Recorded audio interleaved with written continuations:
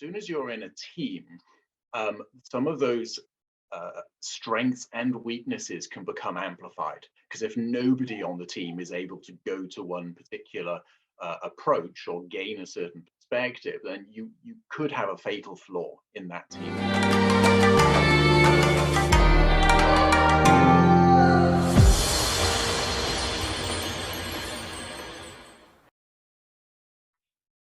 So today we have Pat with us again. Pat's going to come and share with us the second part of his Team Me. And Team Me, in terms of where we were before, was looking at the personal dynamics, the gifts, the things that people bring to the table in their own individual way.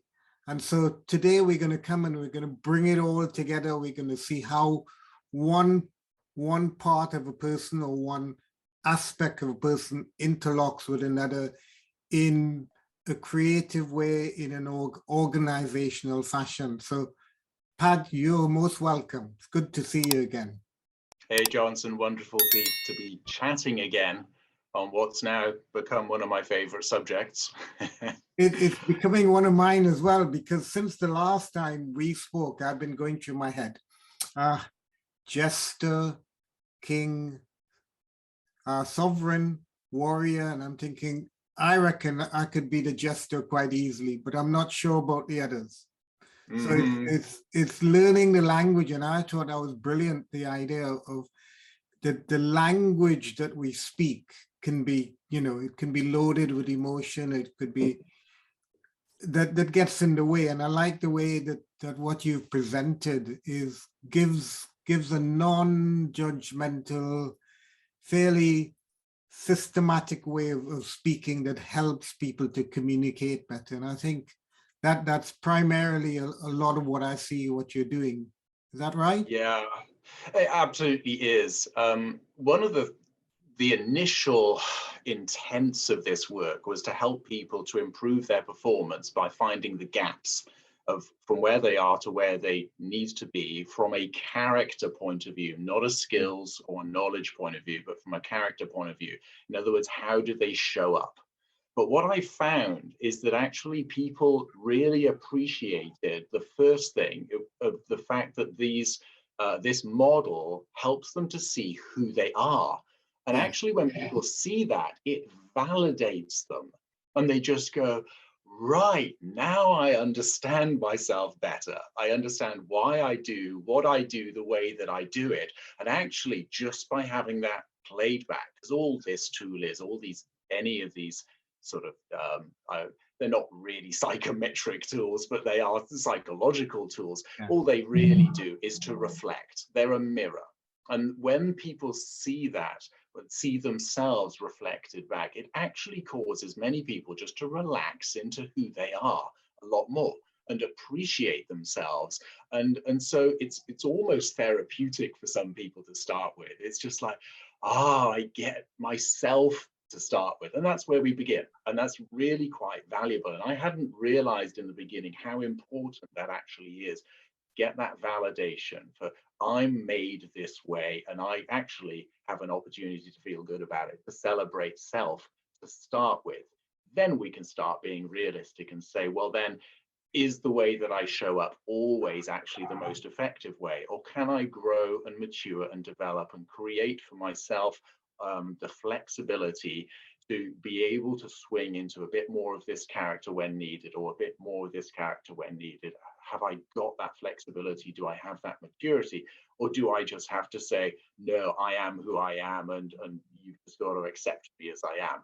Yeah, that's okay, but we should all desire to grow and mature in the way that we come over. Yeah, does that and I think sense? that's important that you say, that we can. The first bit of it is self-awareness, isn't it? If you're aware of, if you and I are aware of who we are and what we bring to the table, only then can you start to walk down the maturity pathway. Because without a sense of knowing and appreciating and going, it's safe to be this person because this is who I am. And then, as you say, well, let's now build on that.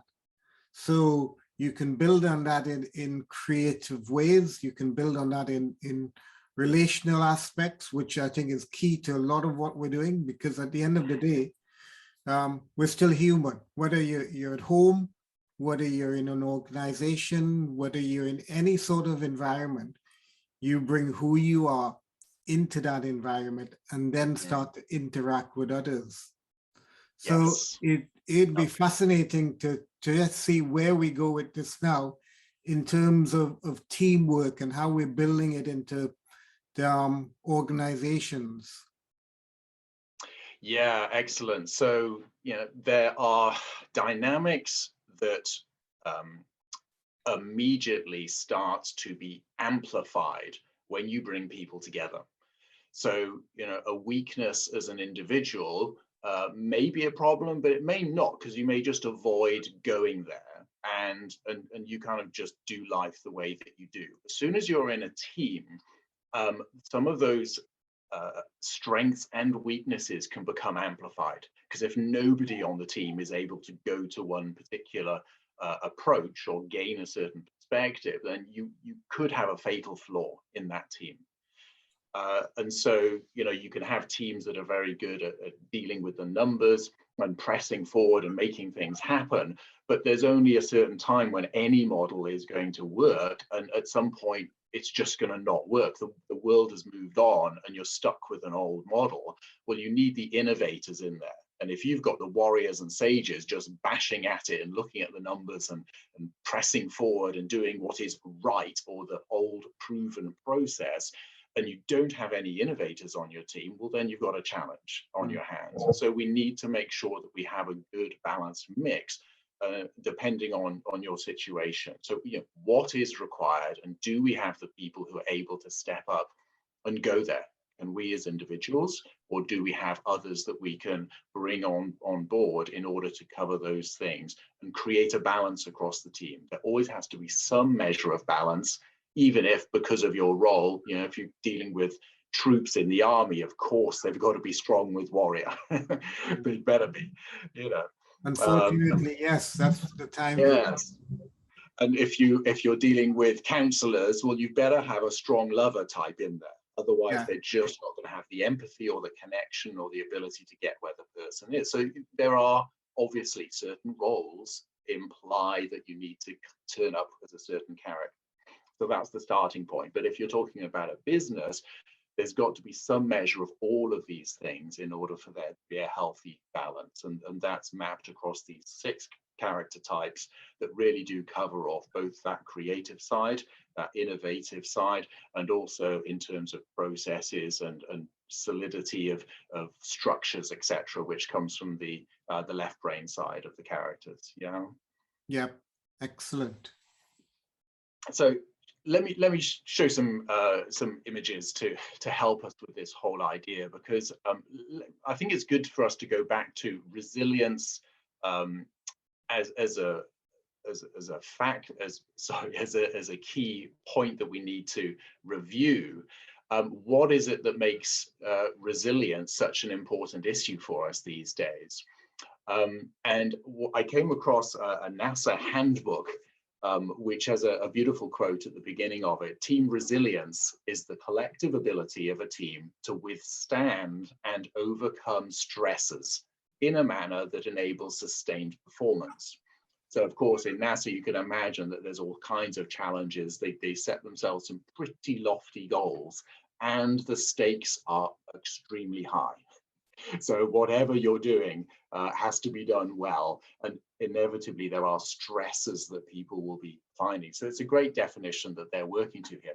It also then says it helps, so team resilience helps teams to handle and bounce back from challenges which can endanger their cohesiveness and their performance. And what they then go on to do is to list some of those specific stresses, common stresses that they may encounter at their work. And the first 3, I think anybody could rattle off: a difficult challenge, an assignment you've been given which is difficult, hard to do.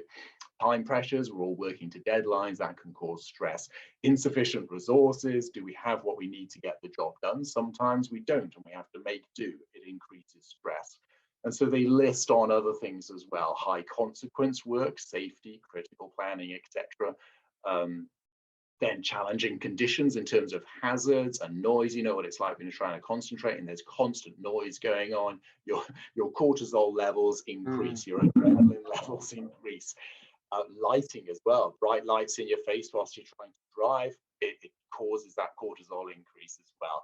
Proximity to others, that could be helpful for some people. For others, it can be a complete distraction. So there's all sorts of things that they're listing here. What was interesting is that list on the left here, most of these factors then are people factors. So the first lot are kind of the conditions that you're facing, the environment and the demands of the environment itself and the job. But then you've got people factors, conflict with people outside the team that can affect your performance inside the team. We can't ignore that. It's really important. But also interpersonal conflicts within the team, such an important factor. Absent team members, people might be off, ill, or even that a role was never filled in the first place. They just don't have somebody covering an important role. Inadequate work output by one or more team members. So if they're failing to perform, what does that do for you on the team as well? And vice versa. And then changes in team membership. You know what that's like. If you have a good cohesive working team and somebody leaves, somebody else comes in, it takes a while to embed, to get used to the people, to understand how they do things, to make sure they're educated. There's a lot of time and effort and stress that goes into that. And then unclear roles and remits within the team. There has to be clarity which sets expectations. Broken expectations are one of the biggest causes of discontent within any workplace environment. So it's such a key factor. Whenever I'm looking at any kind of new project, I focus a lot of time on clarifying expectations and asking, okay, so what are you expecting to have happen at this point? What are you expecting from these people? What are you expecting? Expecting, because that leads to a smooth path and the anticipation of problems. And without it, we can have some real challenges. So can I just check for a minute there of that list?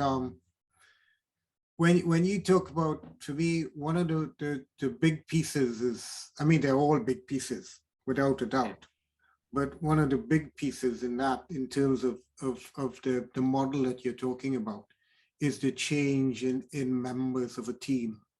Right. So if there's 6 people on this team and one, let's say Peter, falls out and heads off to Morocco or somewhere, and Paul comes in, are you suggesting that we would then need to reassess how we integrate this person in terms of his characteristics, in order to rebalance the team before we get to that remit, or as part of that getting to the end of a remit piece?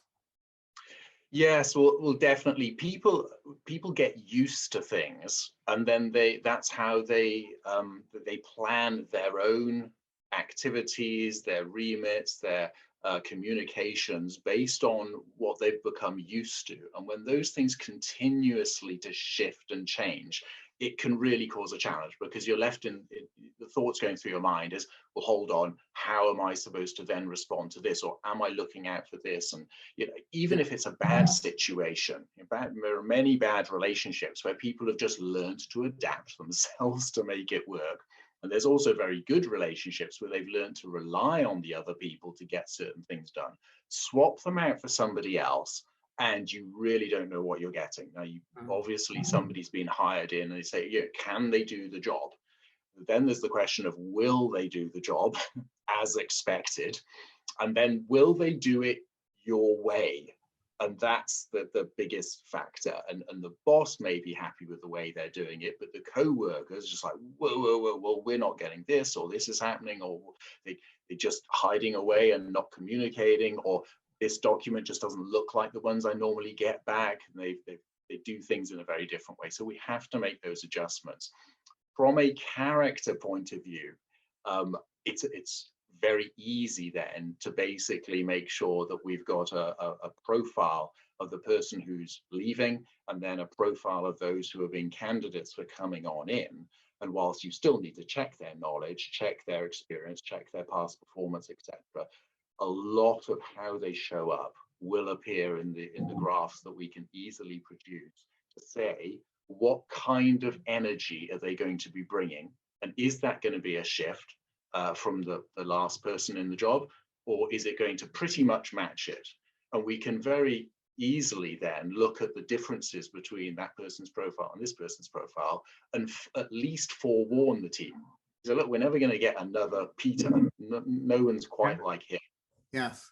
This person, just be aware, they're going to be thinking a little bit more about this and a little bit less about that. So bear that in mind in your conversations, and it sets expectations, and we're fine. You know, we don't expect everyone to be a carbon copy, easy as it might be in some ways.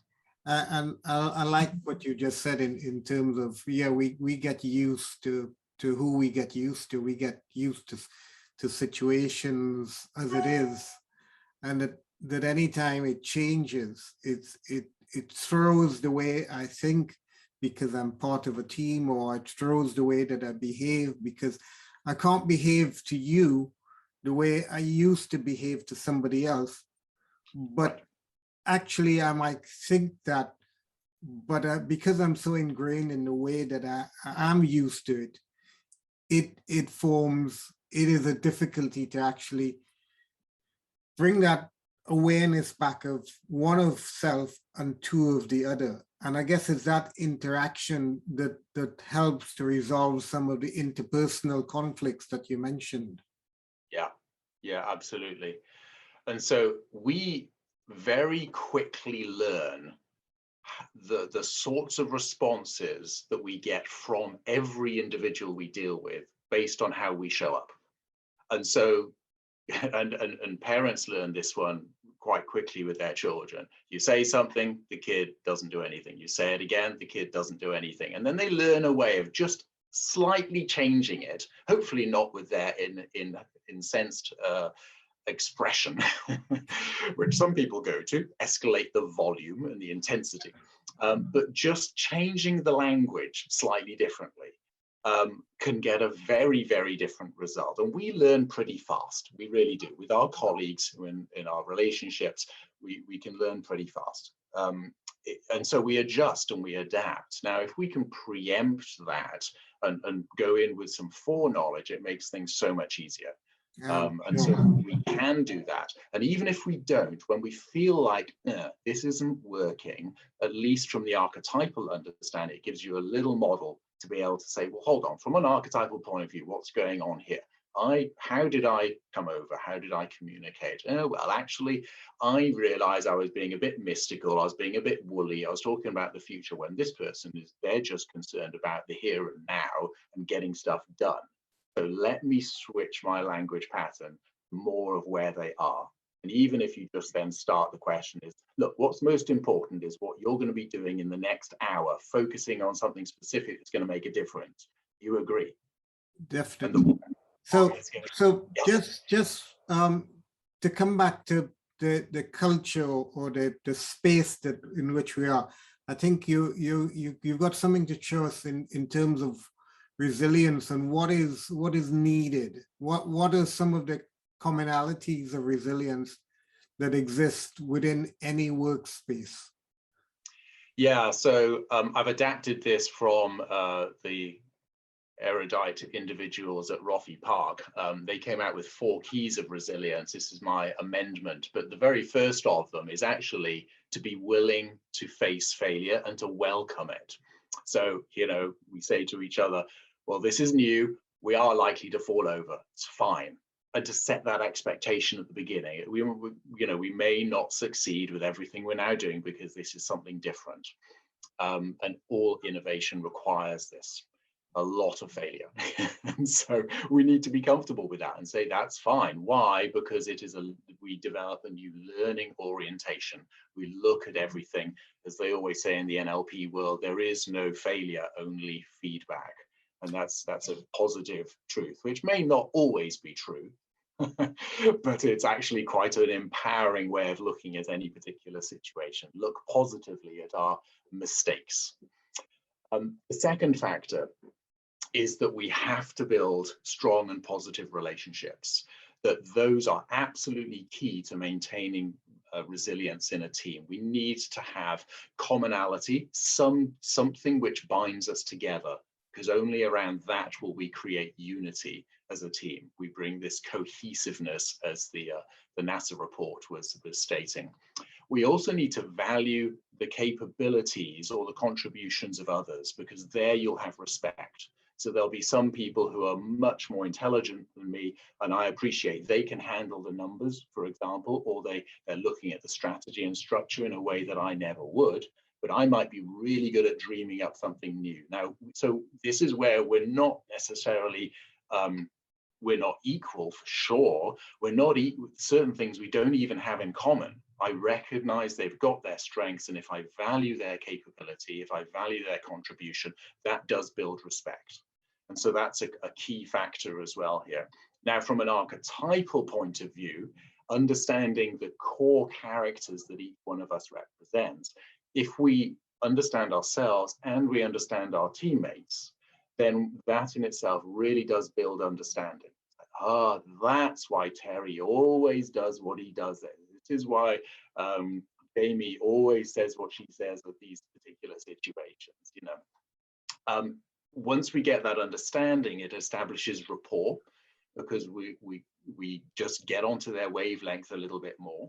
We may not go there ourselves, but we can at least understand where they're coming from. And we're able then to establish a language for effective engagement. This is the example I gave earlier, where we're dealing with somebody who's strong with warrior type. They're focused on the present moment and the action they can take to make a difference.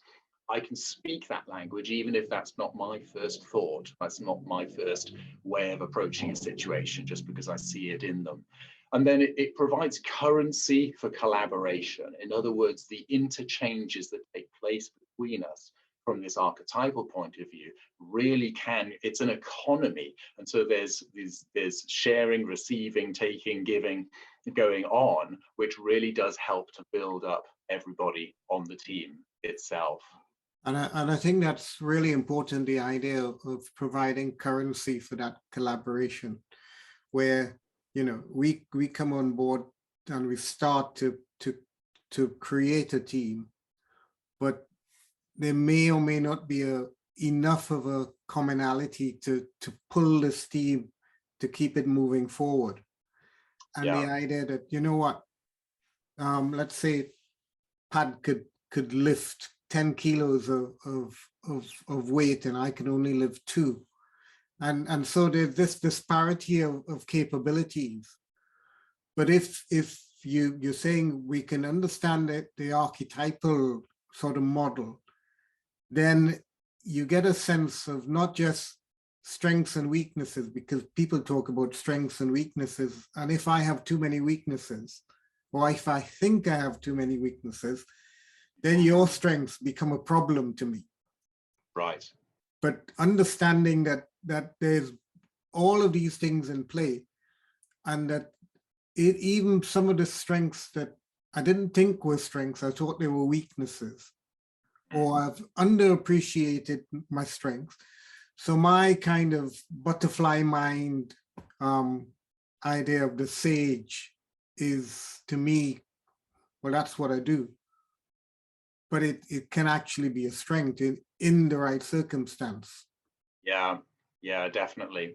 And so if we press on to the third of these resilience points, what we'll find is that actually setting up that clear purpose, a sense of purpose, is what causes all of those different strengths and weaknesses to serve something that everybody is aiming towards. So the commonality, that unity, is actually defined by a purpose, And once you've defined things by a sense of purpose, everyone can then see, well, how am I contributing? And if you're really not, or there's a member of the team that really isn't working towards that, well, then it probably is best that they find a place that they're better suited for and you get somebody else in. There are times to shift the team structure.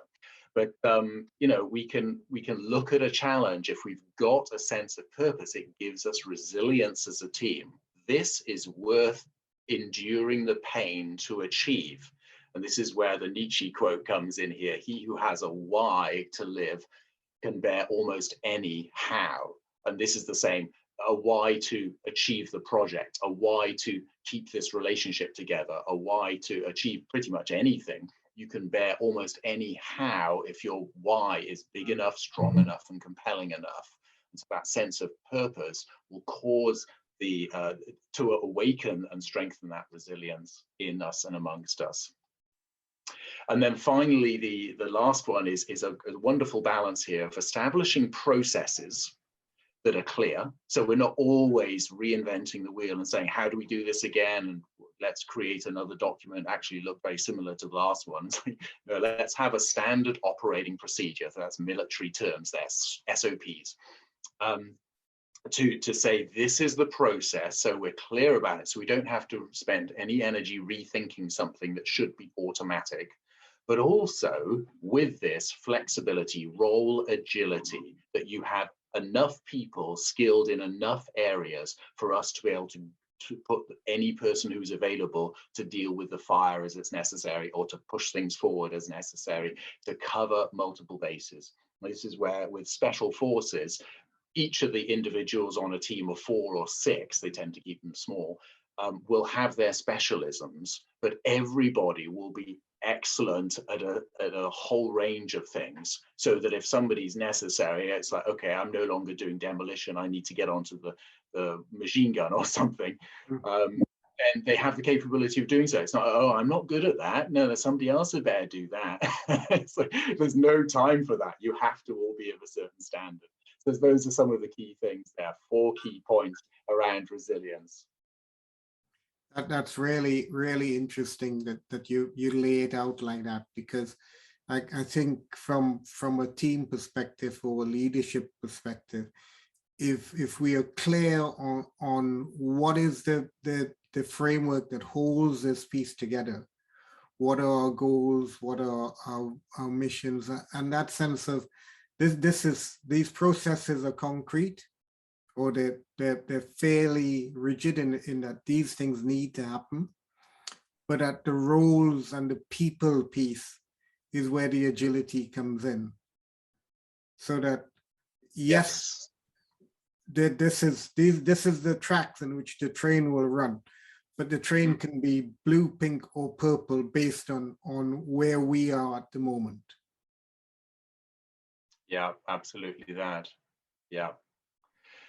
So what I thought, there's so many ways in which we can go with this, but let me dive into some measuring of character. So how do we do that across an entire team?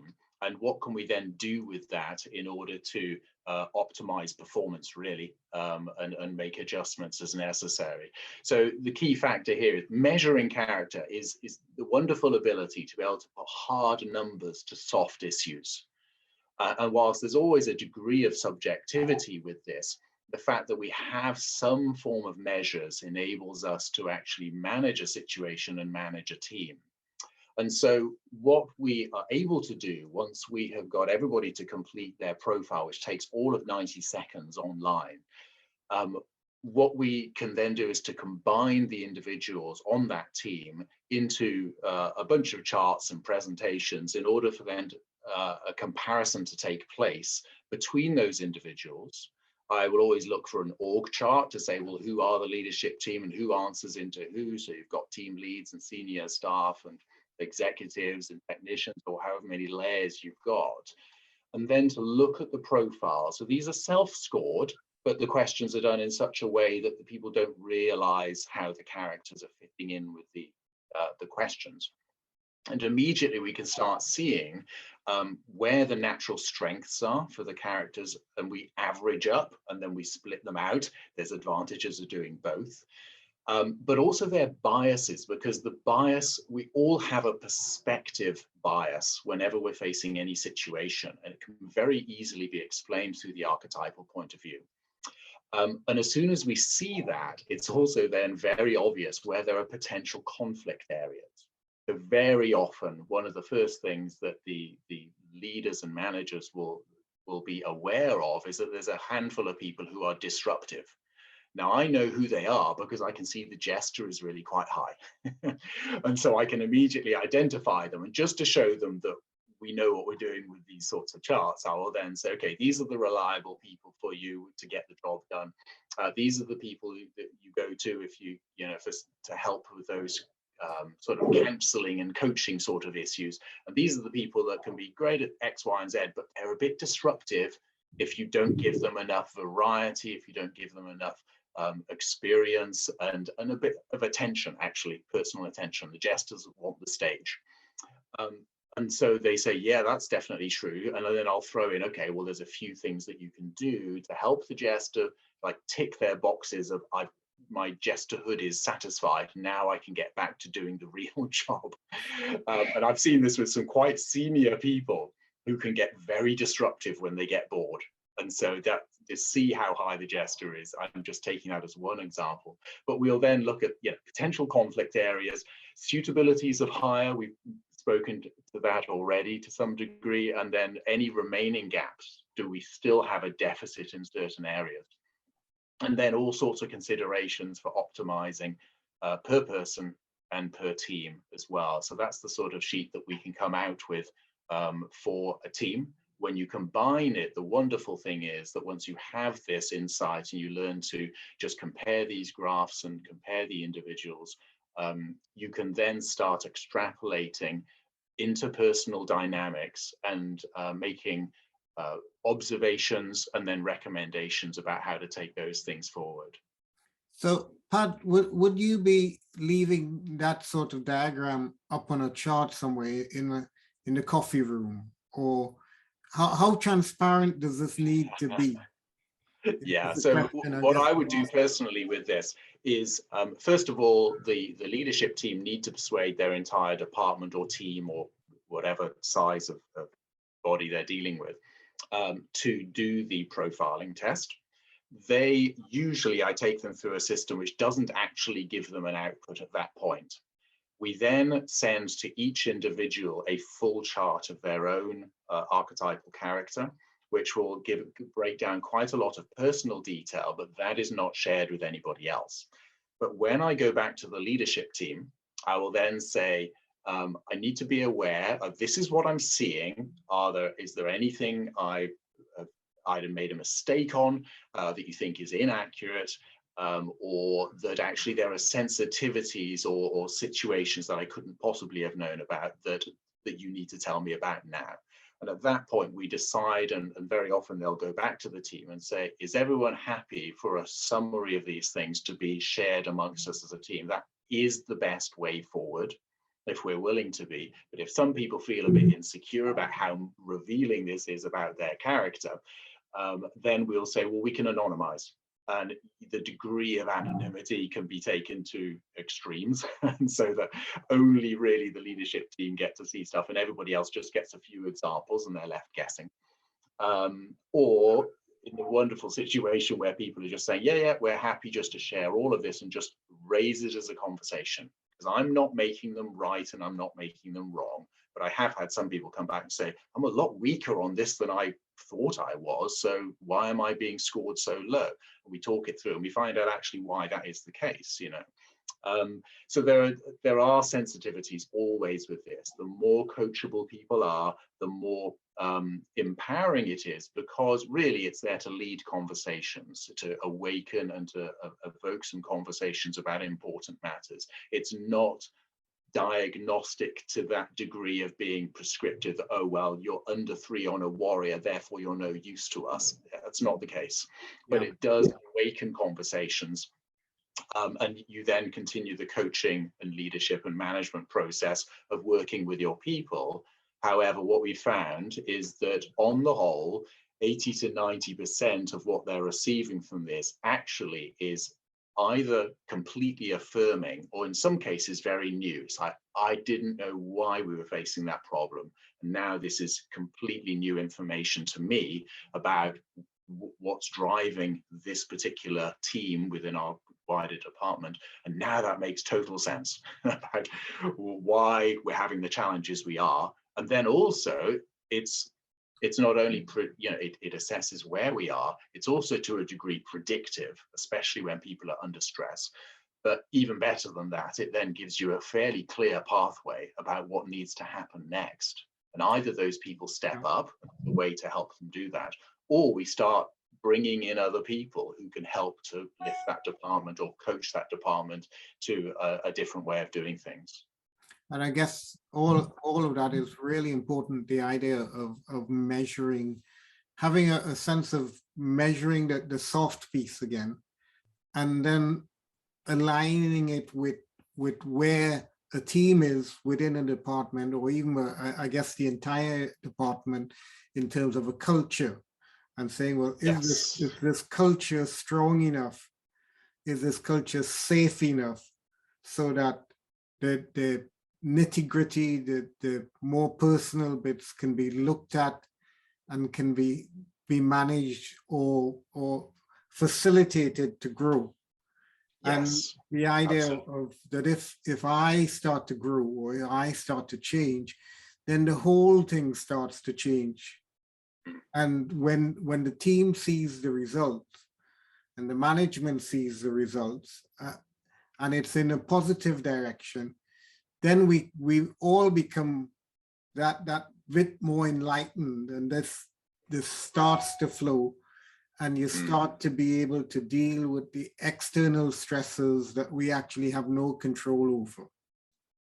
Yes. Yeah, absolutely. It's a lot to do with knowing who you are, but also seeing that there is potential for growth. We have the opportunity, always, everything. You go to a personal trainer in the gym, they'll give you exercises to use muscles you probably didn't even know you had. And you'll try a few exercises and go, I'm useless at that. I could only do 3. And that was awful. Surely I just feel terrible. But at least you know now the exercise you need to do repeatedly, and you do it again a few days later, you do it again a few days later, a bit of recovery for your muscles in between. And lo and behold, 2-3 months down the line, you're in a very, very different place in terms of your flexibility and performance with something that you were no good at before. We can learn and we can grow. And it's actually the same with character. And if I can give you this example, when I was working with a particular team, we saw the leadership team themselves underwent quite a significant shift here. So the colored filled area is where they initially started, in this purple here. And they were very strong with Sage, pretty strong with Sovereign, pretty strong with Lover. So they're very intelligent. They were quite people orientated, and they were pretty clear about structure and order they needed to be for the area that they were in, which was highly technical. And had risks and danger and safety factors they needed to bear in mind. So all of that was good, but they were lacking in terms of warrior. The jester was pretty low, so they weren't really enjoying the party. And the mystic was okay, but not their strongest. So they weren't really strong with innovation or dreaming about something bigger. It was all to do with maintaining what they had. And so working with this team, there was one individual who made some enormous leaps, which has pulled up the averages here. But overall, they saw a significant increase of the warrior, which meant they were focused more on the present moment and taking action towards a goal. So winning the prize, pressing through, adding whatever force was necessary in order to make it happen. That's the warrior. But even the jester rose up a bit more. It's just like, we've been taking things too seriously. Let's just lighten up a bit. Let's allow our team some time for breaks, for variety, for color, for difference. And let's just make this a more enjoyable journey. And the mystic edged up as well, which was, let's not just think about the structure of what we have now and whether the numbers are right. Actually, where are we going? What's our dream for making this into something even better? And so even within the leadership team, we saw this significant shift, and they were willing to show their staff that that this is what had happened in their own thinking. And then as we went on to see what happened with the rest of the team, something similar. But interesting here, their jester was already reasonably high and their mystic was about where it needed to be. They had probably been hired in with strong sage and strong lover because of the leadership who hired people. And as you know, people tend to hire people who are like them unless they are good at challenging what's necessary or seeing a specific need.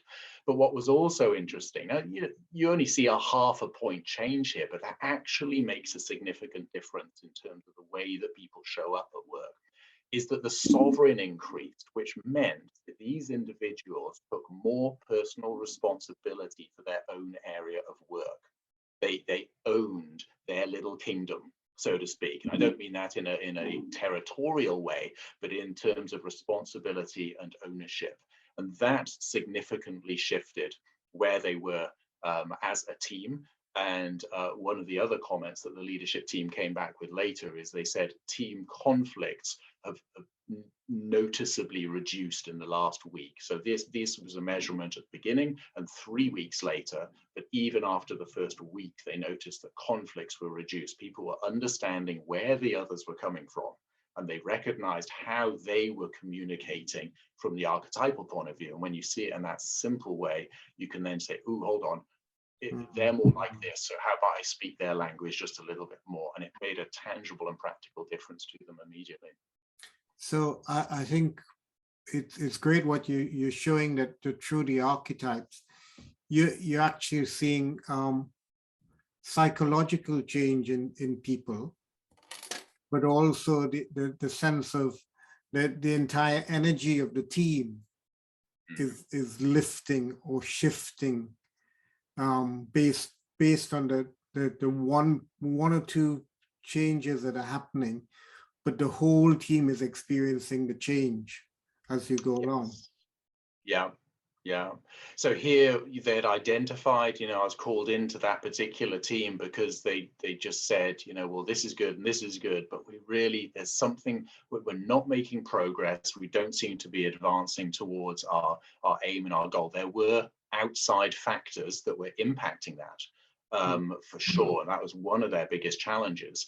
But just by adapting their approach, the way that they show up, then created new opportunities, and the things that they did have to get done, they were just collaborating so much more effectively and smoothly. It just reduced those stress factors. And we also saw a number of those individuals just growing into their role in a far more effective way. When I think of it in terms of my experience with doing the masters that I did in creativity and innovation, the sense of what you're describing is that potentially you increase who you are in terms of character and the team characteristics, but you're also opening the door for new ways of thinking, and new creative ideas come to the front because we can collaborate better, because we can speak to each other in ways that are no longer bringing conflict to the surface. And that I think is a beautiful sense of saying, yeah, this is the benefit that starts from an individual that may be that small for. And then in terms of a team perspective, you're bringing a far different perspective, even a perspective from a higher viewpoint that allows change to happen. Yeah, very much so. And sometimes it's having these characters, which are like these movie characters that you see. You've got the sovereign, you've got the warrior, you've got the mystic, you've got the sage, the lover, the jester. These characters are classic types, and it's actually, it depersonalizes some of what can be seen as too personal in terms of the way that people show up, and having these movie-like, story-like characters, and actually defuses a lot of those tensions that can develop between people. Oh, you're always like this and you're always like that, and it's pointy down to that individual and their nasty ways of doing things or their useless ways of doing things, and it actually just removes that judgment. So almost entirely. And it helps us to start and actually make light of the situation. So with the sages, you know, sometimes they can be so analytical, they're difficult to get on with, bless them, but we need them. And for some of those sages, I'll walk into the room and say, I know that when I present this to you, you're going to go with the detail. Now, and that's fine. And I do want to hear that. But I also right now also need to stress this. So this is all one way. I haven't even let them speak, but I'm telling them this is going to be their natural reaction. But I make fun of it. Yes. I know what you're about to say, or I strongly suspect I know that you are likely to focus on this and this and this. But for a minute, I just want you to come look at this, look, check, look, and see where we can go with this. Because if we get over this problem, look at what's coming up ahead. And you know that boss A, B, and C would love to have that happen. So and then they have a reason for it, they have a purpose, and then they can put their own sageness in context of the wider picture, which if you hadn't acknowledged it, they would have dug in their heels and gone, oh, this is it, this is what the numbers are saying, therefore. And that's their perspective. It can be very valuable. It can save us going off a cliff at times, which is wonderful. But every one of us needs to make sure that we're putting things into a helpful, is it helpful for us to maintain the perspective that we are? Or should we actually open the doors a little bit more and consider another opinion, another way of looking at things? Paddy, it's been amazing to have this perspective brought out again. And we are going to put links back into the first part when you talked about the archetypes on a personal level. So for anybody watching now, you'd be able to refer back to that, because we'll put the links in again. We also will put the links in back to where people can find you. But is there anything else that you'd like to just as we conclude say, or to round up?